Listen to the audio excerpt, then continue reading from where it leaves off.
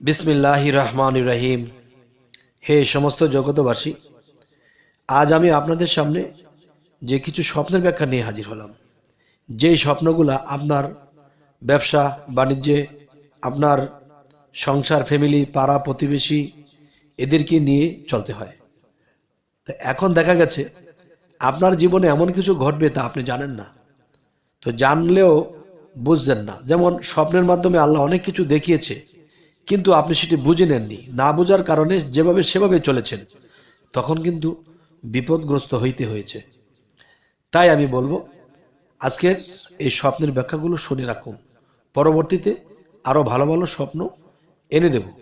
তো আজকের স্বপ্নের ব্যাখ্যা কেমন হলো অবশ্যই জানাবেন। সেটি হলো, দেখুন, আপনি যদি কখনো একজন ওলামাকে আনন্দিত দেখেন, যে সে খুব আনন্দিত, তাহলে আপনি কি বুঝবেন? এতে আপনি বুঝবেন যে কার্যসিদ্ধি হবে। আপনি যে কাজটি ধরবেন সেই কাজটি আপনার সফল হবে ইনশাল্লাহ।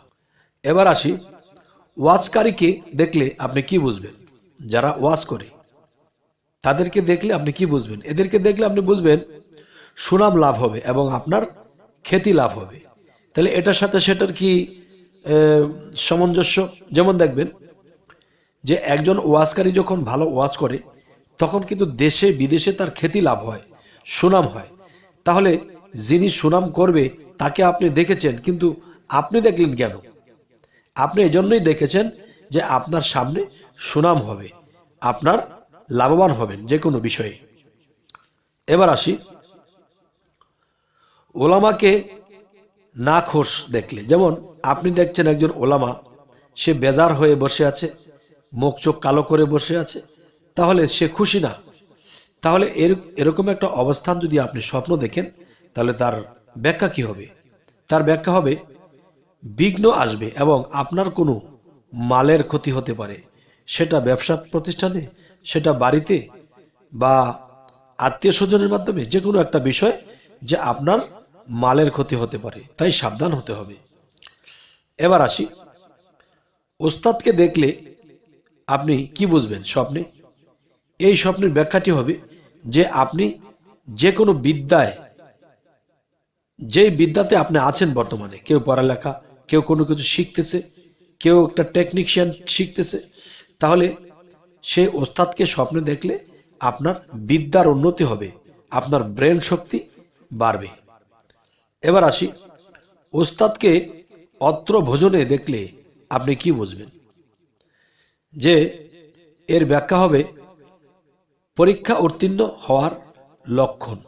এবং আপনি পরীক্ষা লক্ষণ তো নয় শুধু, যে আপনি যদি এই স্বপ্ন দেখেন, তাহলে আপনি উৎসাহের সাথে আরো বেশি করে চেষ্টা করবেন পড়ালেখা কিংবা শিক্ষণীয় বিষয়টা, তাহলে আপনার জয়লাভ করবেন ইনশাআল্লাহ। এবার আসি, ওস্তাদের সাথে একত্রে খেতে দেখলে আপনি কি বুঝবেন?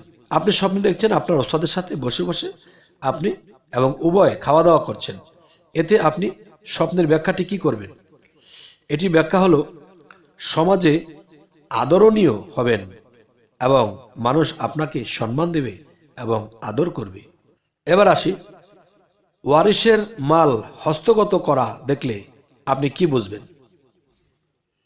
ওয়ারিশের মাল আপনি হস্তগত বা কম করে রেখেলেন বা কিছুটা লুকিয়ে ফেললেন, এ ধরনের কোনো স্বপ্ন যদি আপনি দেখেন, তাহলে আপনি কি বুঝবেন?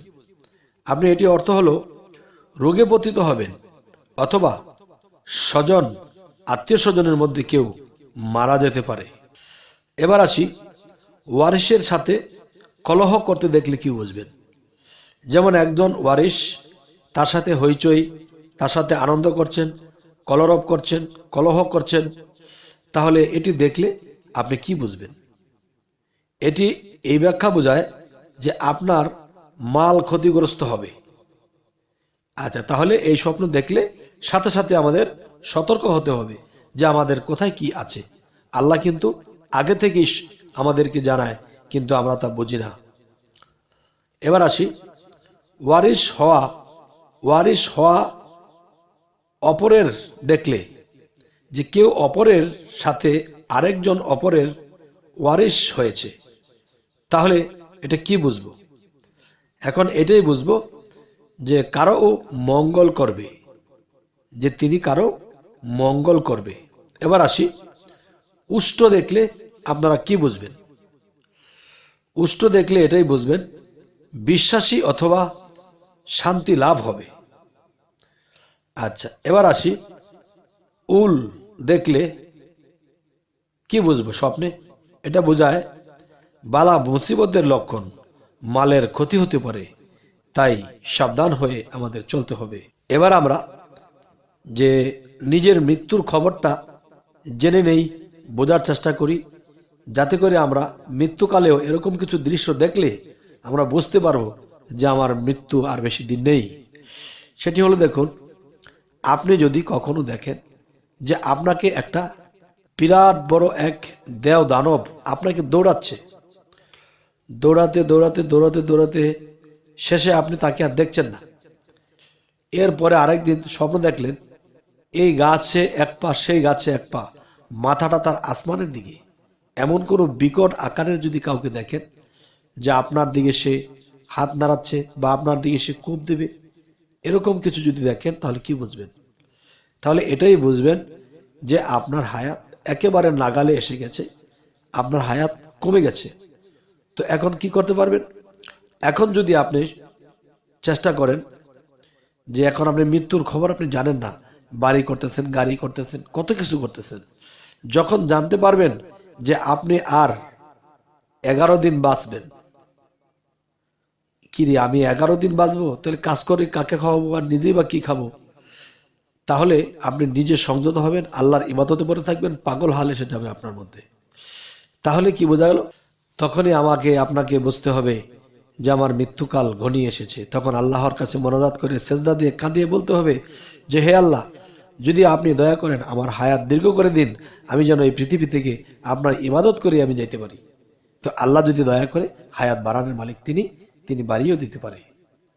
আচ্ছা, এটা বলার উদ্দেশ্য হলো যে নিজের মৃত্যুর খবরটাও আল্লাহ স্পষ্ট দেবে না, অস্পষ্ট দেবে। তাই বলি, হে সমস্ত জগতবাসী, আমাদের এই যে আলোচনাগুলো আপনাদের সাথে করি, কোন কোন আলোচনাগুলো কেমন লাগে অবশ্যই জানাবেন। যদি বলেন যে হ্যাঁ এ ধরনের আলোচনা দিবেন, তাহলে আমরা তাই দেওয়ার চেষ্টা করব। তবুও সকলে যেন আমাদের আলোচনা শুনে তারা কিছু বোঝে, কিছু পায় এবং ইহকাল পরকালে তারা অগ্রসর হতে পারে।